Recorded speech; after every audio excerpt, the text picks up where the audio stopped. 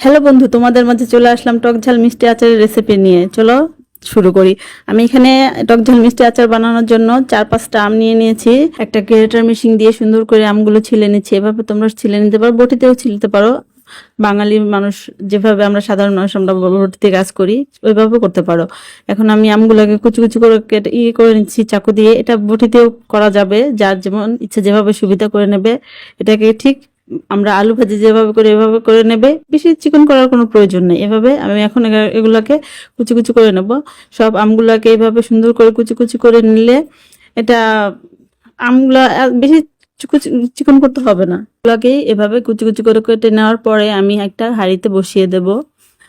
আমার আমগুলা কাটা হয়ে গেছে, এখন হাঁড়িতে বসিয়ে দিলাম। আমি 1/2 কাপ পরিমাণ চিনি দিয়ে দেবো এই আমের সাথে। আপনারা যদি মিষ্টি বেশি খেতে চান তাহলে 1 কাপ পরিমাণ চিনি দিতে পারেন।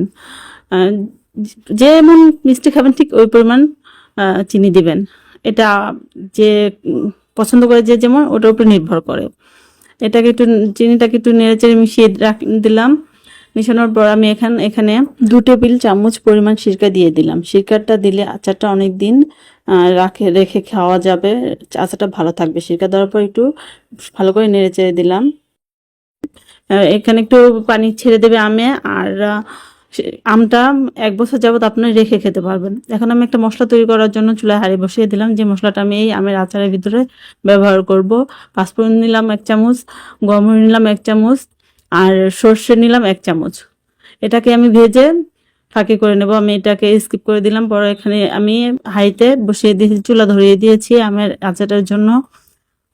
কিছুক্ষণ এটা বলক আসার পর একটু নেড়ে চেড়ে দিতে হবে। সুন্দর করে একটু নাড়াচাড়া দিয়ে দিলাম। আমার আমটা ফুটে আস্তে আস্তে হয়ে ফুটতে আসতে পানিটা, এখানে আমি হলুদ গুঁড়ো, মরিচ গুঁড়োটা দিয়ে দেবো। হলুদের গুঁড়ো দিলাম 1/2 চামচ, মরিচের গুঁড়ো দিয়ে দিলাম। আপনারা যদি ঝাল বেশি খান তাহলে এখানে মরিচের গুঁড়োটা একটু বেশি দিবেন। আমি একটু ঝাল কম খাবো, তাই একটু কমই দিলাম, 1/2 চামচ করে দিলাম। এই দেখেন আমার আচারের কালারটা এখন অন্যরকম হয়ে আসছে, তেল ছাড়াই। টক মিষ্টি ঝালের আচার অনেক মজা, আচারটা খেতে। এখন আমি যে মশলাটা ভেজে রেখেছিলাম ফাঁকি করে, সেটাগুলো দিয়ে দিলাম। সাদা লবণ দিয়ে দিলাম 1 চামচ, আর সাথে বিট লবণ দিয়ে দিয়েছি। বিট লবণ দিলে আমের আচারের স্বাদটা একটু অন্যরকম আসে। এটা যদি পারেন আপনারা সবাই ব্যবহার করতে চেষ্টা করবেন। আমার আমটা আচারটা হয়ে আসছে, দেখতেই পাচ্ছেন কালারটা অনেকটা পরিবর্তন হয়ে গেছে, চেঞ্জ হয়ে গেছে।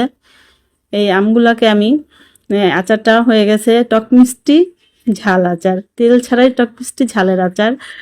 আমার কাছে অনেক ভালো লাগে, আপনারাও একবার বানিয়ে ট্রাই করেন দেবেন। আমার আচারটা হয়ে গেছে, এখন বাটিতে ঢেলে নিতেছি, নামিয়ে নিতেছি। দেখতে পাচ্ছেন আচারের কালারটা কি সুন্দর হয়েছে, মাশাআল্লাহ বলার মতো। আর খেতে অনেক স্বাদ, টক মিষ্টি ঝাল। এই পর্যায়ে আমার আচারটা পুরো কমপ্লিট। এখন এই আচারটাকে আমি একটা কাচের বয়মে ভরে রেখে দেব। এটাকে অনেক দিন পর্যন্ত সংগ্রহ করে রাখা যাবে। ভালো থাকবেন সবাই, সুস্থ থাকবেন। আল্লাহ হাফেজ।